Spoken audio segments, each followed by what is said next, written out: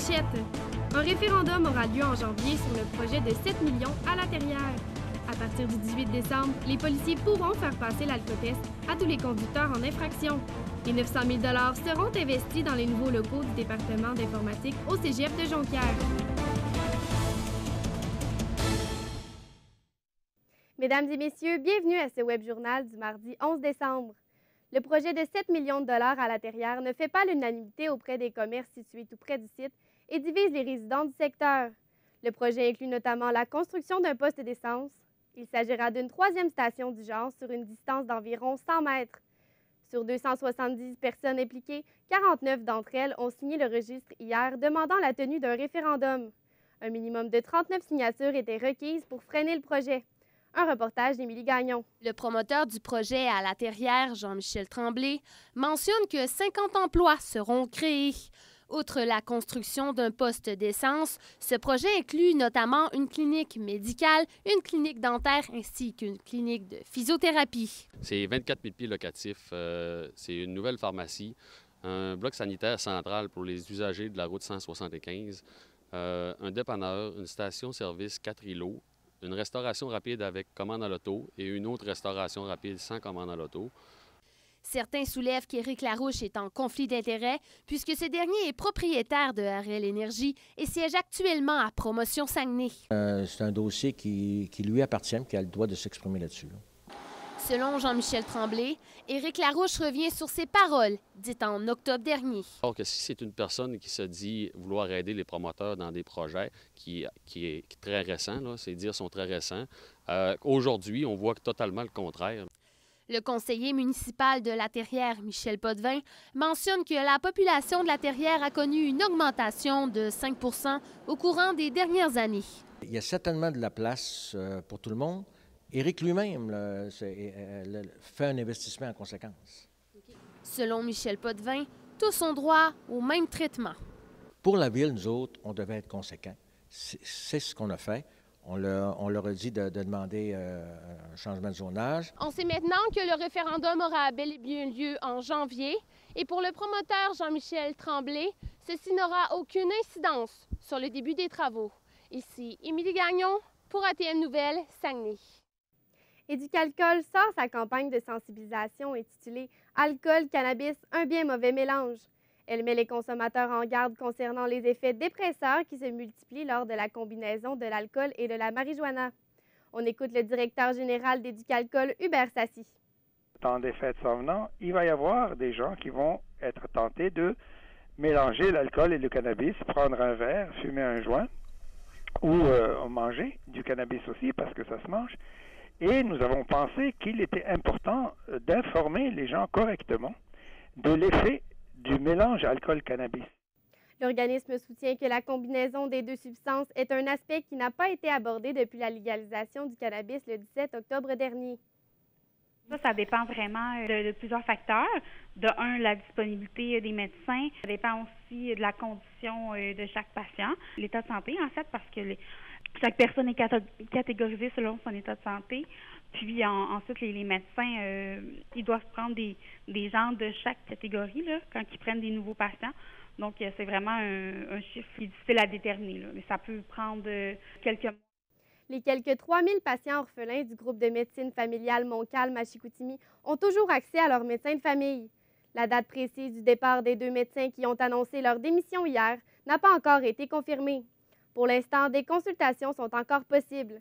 Par la suite, les noms des patients seront ajoutés à un guichet d'accès à un médecin de famille dont la liste compte 18 000 personnes. Le temps d'attente est différent pour chacune d'entre elles. Ça dépend vraiment de plusieurs facteurs. De un, la disponibilité des médecins. Ça dépend aussi de la condition de chaque patient. L'état de santé, en fait, parce que chaque personne est catégorisée selon son état de santé.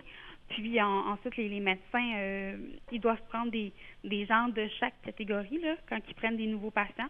Donc, c'est vraiment un chiffre qui est difficile à déterminer, là, mais ça peut prendre quelques mois. La conduite avec les capacités affaiblies constitue la principale cause criminelle de décès et de blessures au Canada.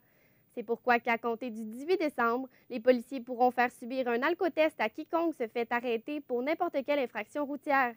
Il s'agira d'un changement majeur pour les policiers. Josiane Jonf, qu'est-ce que va représenter concrètement cette nouvelle loi? En fait, il faut savoir que présentement, les policiers doivent avoir des motifs raisonnables de croire que le conducteur a trop consommé avant de lui faire passer un alcotest. Donc, que ce soit par une conduite erratique, des yeux rouges ou une haleine qui dégage une forte odeur en alcool. Toutefois, à partir du 18 décembre, la nouvelle loi va permettre aux policiers d'exiger, en fait, un échantillon d'haleine de tous les conducteurs qu'elle aura interpellés de façon légale. Il peut s'agir ici de n'importe quelle infraction de la route, comme par exemple un excès de vitesse ou une lumière rouge brûlée. Ça a été sorti, c'était pour créer un effet de dissuasion chez le citoyen, sachant qu'il peut être vérifié n'importe où, n'importe quand, suite à une interception normale de policiers, que ce ne soit pas nécessairement pour l'alcool. Donc peut-être que les gens, ça crée des petites craintes. Quels sont les objectifs? En fait, c'est vraiment de faire diminuer la conduite avec les facultés affaiblies. Au Saguenay, il y a beaucoup de campagnes de sensibilisation telles que la pièce de théâtre Impact qui est présentée chaque année, mais la région continue de détenir le titre de grand champion des régions métropolitaines québécoises concernant le nombre de facultés affaiblies. Et malgré le nombre de dénonciations des citoyens qui augmente considérablement, il y a toutefois encore plus de 300 arrestations qui sont faites chaque année. Donc, le but, c'est vraiment de diminuer ce nombre. Qu'est-ce que ça changera lors des barrages routiers? En fait, les policiers vont pouvoir décider de faire des tests de façon aléatoire ou, par exemple, aux 4 véhicules. Ils vont pouvoir également choisir de faire souffler tous les conducteurs qui se trouvent dans le barrage routier. L'effet dissuasif, c'est vraiment important car ceux qui croyaient s'en tirer en mangeant ou en mâchant de la gomme vont quand même devoir passer l'alcotest si le policier le demande.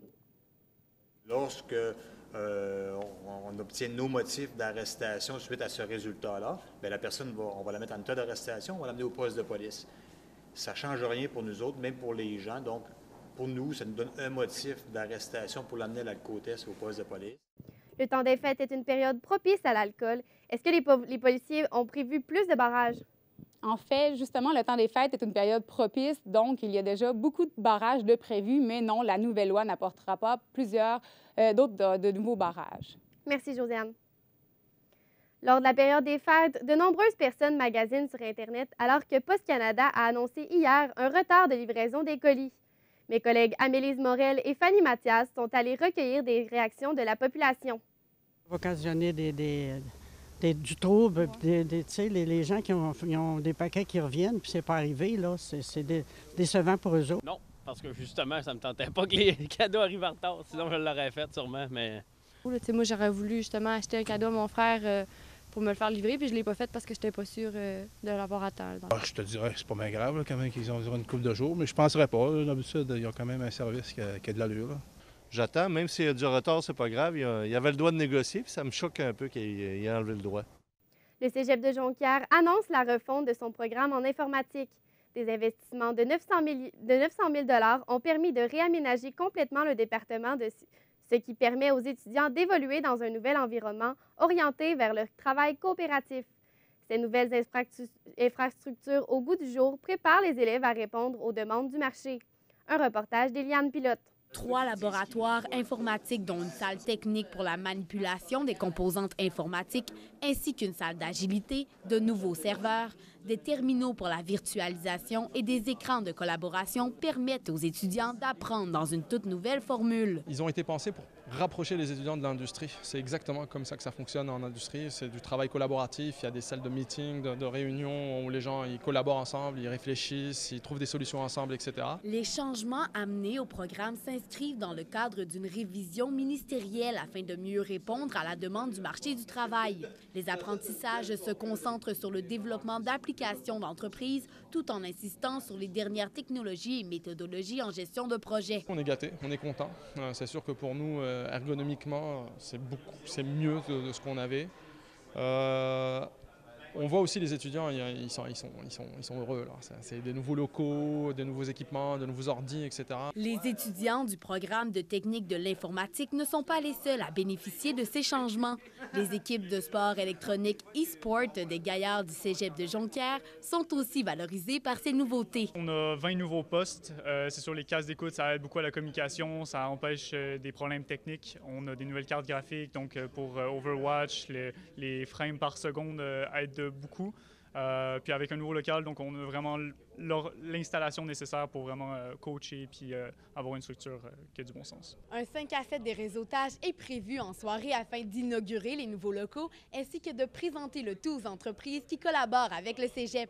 Eliane Pilote, ATM Nouvelles, Saguenay.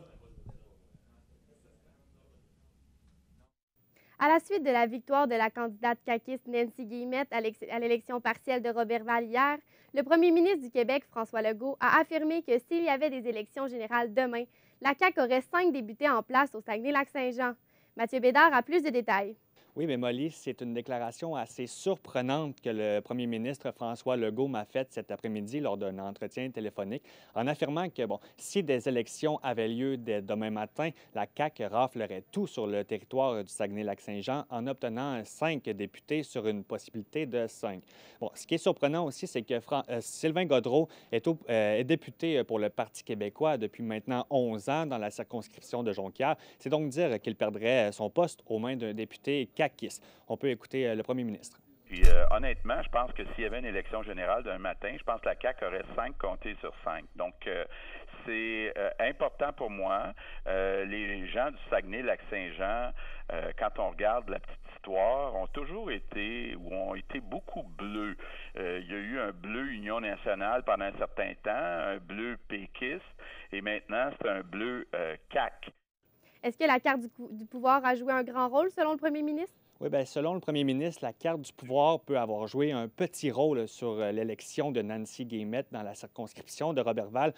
Toutefois, ce n'est pas ce qui a mené à son élection, selon le premier ministre. Il affirme que la CAQ amènerait un vent de changement sur la circonscription, alors que le Parti québécois et le Parti libéral du Québec s'alternent le pouvoir dans la circonscription depuis maintenant 15 ans. On peut l'entendre sur ce sujet. Je regarde les libéraux. Il n'y avait pas vraiment autre chose à proposer que leur bilan des 15 dernières années. Le Parti québécois, ils sont un peu pris avec leur article 1. Même eux ne veulent plus de référendum sur la souveraineté. Qu'est-ce qu'en pensent les représentants des autres partis? Oui, bien, j'ai discuté avec le représentant du Parti québécois, Thomas Gaudreault, et celui de Québec solidaire, Luc-Antoine Cochon. Tous les deux affirment que la carte du pouvoir a joué un très grand rôle dans l'élection de Nancy Guillemette. Ils déplorent tous les deux que la population n'a pas voté pour les convictions, mais plutôt pour avoir un représentant au sein du gouvernement. On peut d'ailleurs entendre Thomas Gaudreault sur ce sujet. Joué un gros rôle. Le fait que les gens ont été attirés par le pouvoir, on l'a tellement, du côté de la CAQ, on l'a tellement martelé tout le long de la campagne qu'il fallait voter du bon bord, fallait voter du côté du pouvoir. Fait que c'est sûr que ça a été une grosse carte. Et Luc-Antoine Cochon de la coalition de Québec solidaire est lui aussi du même avis et il croit qu'il doit y avoir du changement sur la manière de voter sur la population du Québec. On peut aussi l'entendre. Je trouve qu'on a beaucoup de travail à faire pour changer ça. Parce qu'à ce niveau-là, si on continue à faire ça, ça va donner des gouvernements de technocrates qui prendront plus de décisions, qui n'auront plus de vision du Québec, qui vont gouverner avec les sondages. Fait que on va donner aux électeurs ce qu'ils veulent, oui, mais pas nécessairement ce qu'ils ont besoin. Merci, Mathieu. Ça fait plaisir. À la suite de l'annulation du projet d'université francophone en Ontario, la responsable du mouvement Québec français au Saguenay-Lac-Saint-Jean, Catherine Bouchard-Tremblay, s'est dite attristée pour les Franco-ontariens et rappelle que le Canada est constitué d'une majorité d'anglophones, d'où l'importance d'affirmer que la langue du Québec est le français. Mon collègue Jasmin Blanchette s'est entretenu avec elle un peu plus tôt ce matin. Bonjour, Mme Bouchard-Tremblay. Bonjour. Bon, tout d'abord, quelle est la mission de l'organisme Mouvement Québec français? En fait, la mission de base à la grandeur du Québec, c'est de s'assurer que le français soit la langue institutionnelle. C'est-à-dire qu'évidemment, on est d'accord que tout le monde peut parler 2-3 langues. C'est un enrichissement personnel important. Mais au niveau des institutions, c'est important que le français demeure la première langue, demeure la langue utilisée parce que c'est notre langue commune ici au Québec. Avec le français qui est assez présent au Saguenay-Lac-Saint-Jean, est-ce que c'en est une nécessité d'avoir une branche ici? Bien, en fait, ça dépend comment on voit les choses. Si on voit les choses de toujours être d'une manière agressive, toujours sur la défensive, c'est sûr que Montréal est mieux placé pour ça. Mais moi, ce que je veux faire ici, c'est plutôt montrer la belle vitalité du français qu'on a, ce qui est quelque chose qui est super important. Je trouve ça important qu'on ait un fait français ici en Amérique du Nord. Comme je trouve important qu'il y ait 3000 langues qui fassent partie de l'humanité et qu'il y ait différents accents par rapport aux langues. Et c'est quelque chose qu'on peut promouvoir ici. On a un bel accent, on a une belle vitalité pour notre langue, on en est fiers. Et c'est quelque chose qui est super important en tant que tel.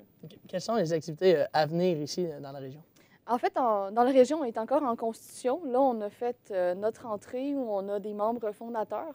Donc, la prochaine étape, ça va être au courant du mois de février ou mars où on va faire une assemblée générale annuelle où là, on va vraiment être clairement constitué avec des postes précis et un calendrier d'activité. Quelle a été votre réaction lorsque, en Ontario, on a décidé de mettre fin au projet de l'Université de l'Ontario français? En fait, c'est sûr que c'est quelque chose qui m'a attristée pour les francophones d'Ontario et c'est quelque chose qui m'a rappelé le fait qu'on vit dans une majorité anglophone au Canada, d'où l'importance ici d'affirmer que la langue du Québec est le français, ce qui nous donne des avantages. Ça fait en sorte qu'on n'a pas besoin de s'obstiner sur certaines choses. Le financement de nos universités en français a lieu parce qu'on est un territoire francophone. Et ça, il faut le défendre, il faut le promouvoir. C'est quelque chose qui est extrêmement important et il faut s'assurer que ça reste comme ça. On est solidaire des Franco-Ontariens. Il n'y a vraiment aucun doute. On va les aider à faire leur manifestation. On est solidaire avec eux. Mais on comprend toute la difficulté qu'il peut y avoir du fait qu'ils sont sur un territoire qui est anglophone et qui se reconnaît comme unilingue anglophone. Ils deviennent une minorité, ça les fragilise. Croyez-vous qu'il peut y avoir un fossé là, entre ici, où on donne quand même de l'argent aux universités anglophones, et dans le reste du Canada, où on en donne beaucoup moins? Là, je vais parler en mon nom personnel, mais c'est clair que pour les francophones du reste du Canada, ça peut être vécu comme une injustice. Et par le fait qu'au Canada, les autres territoires, il y a seulement le Nouveau-Brunswick, si je ne me trompe pas, qui est reconnu comme étant bilingue. Il y a le Québec, qui est le seul endroit qui est reconnu comme étant francophone. Ailleurs, c'est unilingue anglophone. Ça fragilise les francophones de partout au Canada. Ça ne peut pas faire autrement. Ça prend une reconnaissance. C'est pour ça que dans le mouvement Québec français, on veut qu'au Québec, on continue à être reconnu, qu'on continue, que la loi 101 soit la plus forte possible et que les institutions montrent l'exemple, en fait, en faisant des communications uniquement en français. 95 % des Québécois comprennent le français. Même si tu as un accent cassé, on s'entend. C'est pas ça qui est important. 95 % des gens sont capables de le comprendre. Puis je trouve aussi que c'est une question de respect que de parler cette langue commune-là. C'est pas parce que quelqu'un a un accent qui n'est pas capable de le comprendre. Je veux pas le prendre pour un imbécile en lui faisant la traduction automatiquement. Donc voilà, c'est super important pour moi. Le mouvement Québec français prouve son importance quand on voit tout ce qui se passe à travers le Canada. Ça a provoqué beaucoup de réactions, évidemment, au niveau de tous les francophones du Canada. Croyez-vous qu'il y a un renforcement là, au niveau des francophones du Canada un peu en ce moment? Ça va être quelque chose qui va être à voir. C'est sûr que moi, je vais continuer d'être solidaire avec eux. On continue à être solidaire avec eux. Et on va continuer aussi, de notre côté, à montrer l'importance d'avoir des lois qui font en sorte, qui reconnaissent les francophones. Mais on va toujours rester... comment je peux dire ça? En fait... En appui? Oui, on va toujours rester en appui, mais... Solidaire aussi? Et solidaire, mais il va toujours rester une fragilité du fait que les autres communautés francophones vont être dans une mer d'anglophones. Ça va toujours rester une fragilité, c'est un état de fait. On va rester solidaire avec eux. Je leur souhaite une longue vie, mais je sais que ça va être un combat qui va être ardu, de par l'environnement dans lequel ils se trouvent. Croyez-vous qu'en Ontario, là, par exemple, avec l'université, on va avoir besoin d'une intervention fédérale? Pendant que le gouvernement fédéral se dit bilingue. Oui, ça va être quelque chose qui va être à voir. Moi, je ne me prononcerai pas sur ce que le fédéral va faire. C'est juste intéressant de voir comment l'environnement linguistique évolue au Canada et comment il évolue au Québec. Moi, pour le mouvement Québec français, ça dit, là où on va se mêler des lois et on va faire un peu du lobby, ça va être pour le Québec, pour faire en sorte que le Québec reste francophone. Même si on appuie les francophones du reste du Canada, qu'on envoie des gens dans leurs manifestations et qu'on appuie leur mouvement, on va rester en appui. On donnera pas de... On serait malvenu de leur dire comment faire leur combat et avec qui aller chercher de l'aide et où faire leur lobby et avec quels politiciens aller interpeller. Là. Ça, c'est vraiment... ça reste de leur ressort. La semaine dernière, Valérie Plante a fait un discours uniquement en anglais devant des investisseurs étrangers. Vous, quelle a été votre réaction à ce moment-là? C'est sûr que j'ai été super choquée, d'autant plus que c'est pas la première faute qu'elle commet. Et là, c'est une faute grave au niveau symbolique parce que Montréal est supposé être la métropole francophone d'Amérique du Nord. Moi, je suis allée dans quelques forums dans ma vie et je peux vous dire qu'il n'y a pas un endroit où on fait exprès de parler une autre langue que la langue reconnue du territoire pour faire plaisir à d'autres gens. Habituellement, on a des oreillettes pour comprendre. C'est ça qui est la politesse, c'est comme ça que ça fonctionne. Et on dit que l'État a un devoir d'exemplarité, de montrer l'exemple, de faire des communications en français pour dire c'est la langue commune. Bien sûr que les invités, on peut leur donner justement des oreillettes, des traducteurs pour les aider à comprendre, mais on doit être fiers de notre langue. C'est vraiment la base. Puis il y a une autre chose qui m'a choquée du fait que ce soit dans le milieu des affaires. Le fait de parler uniquement en anglais au Québec dans le milieu des affaires, j'ai trouvé que c'était un symbole qui était vraiment... vraiment maladroit, en fait. De la part de la mairesse, vu toute l'histoire que l'on traîne. D'accord. Mais je vous remercie beaucoup, Mme Bouchard-Tremblay, d'être passée par ici. Eh bien, moi, je m'entretenais avec la responsable du mouvement Québec français au Saguenay-Lac-Saint-Jean, Catherine Bouchard-Tremblay. La municipalité de Sainte-Rose-du-Nord poursuit la compagnie Technomarine pour 100 000 $. Elle avait conçu et installé la passerelle du quai de débarquement des bateaux de croisière qui s'est effondrée en décembre 2016, blessant une quinzaine de personnes. Le député de Dubuque, François Tremblay, siège depuis peu à 2 commissions parlementaires permanentes. L'ex-conseiller municipal de la Baie siège à la commission de la santé, des services sociaux et à celle de l'agriculture, des pêcheries, de l'énergie et des ressources naturelles. Maintenant, aux arts. C'est avec fébrilité que la danseuse et chorégraphe Sophie Larouche interprétera pour la 5e fois le rôle principal de Clara dans le ballet Casse-Noisette. Après un passage remarqué à l'émission Révolution, elle vient nous parler du spectacle et de son parcours en danse. Coralie Ovington l'a reçue sur le plateau aujourd'hui. Bonjour, Madame Larouche. Bonjour. À combien d'éditions de Casse-Noisette avez-vous participé? Cette année, c'est ma 11e fois que je participe au ballet Casse-Noisette. Et en tant que rôle principal, vous l'avez fait combien de fois? C'est ma 5e année. Et qu'est-ce que ça vous a apporté, Casse-Noisette? En fait, ça m'a apporté énormément.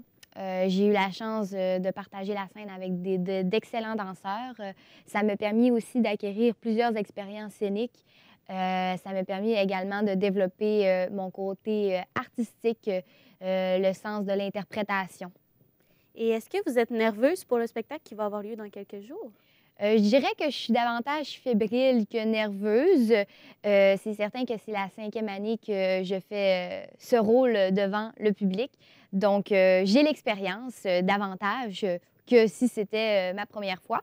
Cependant, il y a toujours une certaine fébrilité avant de monter sur scène, mais j'ai toujours le même plaisir qu'avant de performer sur cette scène. Et est-ce que vous avez un truc pour vous habituer à faire ces représentations-là? C'est certain que c'est beaucoup d'entraînement. Avant le produit final, on fait énormément de répétitions.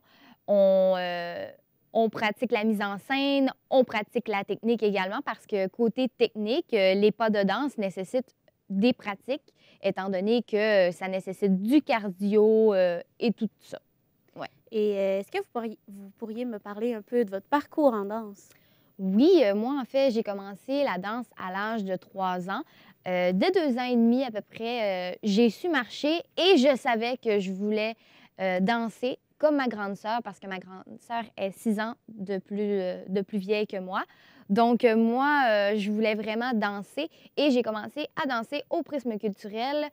J'ai commencé à faire du ballet. Par la suite, les styles de danse se sont rajoutés parce que moi, je suis une passionnée de la danse en général. Oui, du ballet classique, étant donné que c'est ma base, mais la danse en général. Donc, par la suite, j'ai commencé à faire du hip-hop, du jazz, du contemporain. Et aujourd'hui, j'enseigne tous ces styles de danse-là. Mais durant ma formation, j'ai fait tout mon secondaire dans le programme Arts-études du Prisme culturel ainsi que mon cégep en arts-études. Donc, j'ai eu toute cette formation-là. Et ensuite, j'ai voyagé un petit peu partout dans le monde. Durant les étés, j'ai été à New York avec le Joffrey Ballet. J'ai dansé avec Mia Michaels. J'ai été en Angleterre. J'ai été au Texas. J'ai été aussi à l'École supérieure de ballet du Québec. Donc, toutes ces expériences-là m'ont façonnée et m'ont permis de me rendre ici aujourd'hui.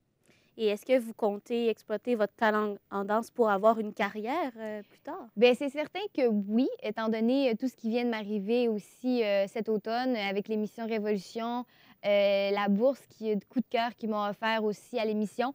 Je pense que le milieu artistique est derrière moi et je suis prête à aller de l'avant dans le milieu professionnel. Je pense qu'il me manquait un petit peu cette confiance-là. Et les opportunités aussi, parce que, veux pas, j'ai quand même un petit côté terre-à-terre et je me dis que si je me lance, bien, il faut qu'il y ait quand même quelque chose après. Donc, voilà. Donc, vous avez acquis une certaine confiance avec Révolution et tous les projets que vous avez faits jusqu'à maintenant? Oui, exactement. J'ai acquis de la confiance, mais aussi j'ai eu une belle visibilité. Donc, maintenant, je suis connue du milieu artistique. C'est pas facile en vivant au Saguenay, de se faire reconnaître par des gens de Montréal, par exemple, ou de l'extérieur de la région. Donc, ça m'a permis une belle visibilité. Les gens me connaissent, j'ai pu faire ma marque. Les gens connaissent mon sens de l'interprétation et ma façon de danser.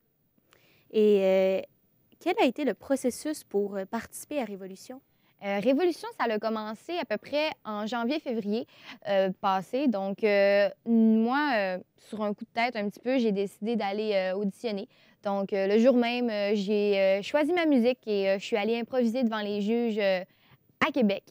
Et les juges de Révolution m'ont vraiment appréciée. Ils m'ont tout de suite envoyé en entrevue filmée. Et par la suite, j'ai attendu parce que c'est quand même un long processus de sélection, étant donné qu'ils ont eu quand même, je pense, à peu près 3000 candidatures. Donc, il y avait à sélectionner 80. Donc, 2 mois plus tard, ils m'ont rappelé et j'ai participé tout de suite aux émissions enregistrées à Montréal. Ouais. Puis par la suite, j'ai eu les duels. Je me suis inclinée à ce moment-là, mais tout ça a été tellement une belle expérience pour moi. Et à la finale, ils m'ont remis une bourse, là, comme je l'ai mentionné tout à l'heure, de 5 000 $ pour poursuivre mes rêves et poursuivre ma carrière professionnelle. Bien, merci, Madame Larouche. Merci. Donc, je m'entretenais avec la danseuse et chorégraphe Sophie Larouche qui interprète le rôle principal de Clara de la 20e édition du Ballet Casse-Noisette. Le spectacle sera présenté à partir du 13 décembre à la salle Michel Côté à Alma. Le danseur originaire de Métabetchouan, Guillaume Côté, deviendra le premier Québécois à participer à un spectacle du ballet du Bolchoï à Moscou ce samedi en interprétant le rôle de Roméo. Âgé de 37 ans, il est chorégraphe, directeur artistique et aussi danseur principal du Ballet national du Canada. Il a déjà interprété de nombreux rôles classiques aux 4 coins du globe.